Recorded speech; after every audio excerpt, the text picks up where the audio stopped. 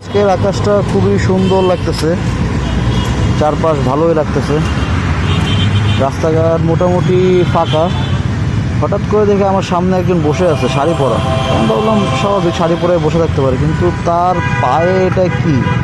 হঠাৎ করে মনে হলো যে স্কেটিং, মানে ওই যে আমরা যেটা পায়ে স্কেটিং লাগিয়ে চালাই না, তো জিনিসটা ওইটা মনে হচ্ছে আমার কাছে। উনি শাড়ি পরে স্কেটিং করতেছে। ও মাই গড ভাই, দেখেন স্কেটিং তার পায়ে, মানে এটা তো কি বলা যায়, মানে আনবিলিভেবল। শাড়ি পরে স্কেটিং করতেছে, মানে এটা তো মানে জোস জোস। মানে আমি তাকে দেখি নাই সে কেমনি স্কেটিং করতেছে, বাট তার পায়ে স্কেটিং। তো আমার কাছে মনে হচ্ছে বিষয়টা ইন্টারেস্টিং, বাট সে যদি স্কেটিং করতো দেখতে পারলে ভালো লাগতো। দেখেন দুইজন একসাথে পায়ে স্কেটিং করে বের হয়েছে, এবং ওই যে মেয়েটা দেখতে পাচ্ছেন সে শাড়ি পরে সুন্দর স্কেটিং করতেছে। ওয়াও ওয়াও ওয়াও, শাড়ি পরে দুইজন স্কেটিং করতেছে, মানে মাথা নষ্ট অবস্থা, দেখছেন?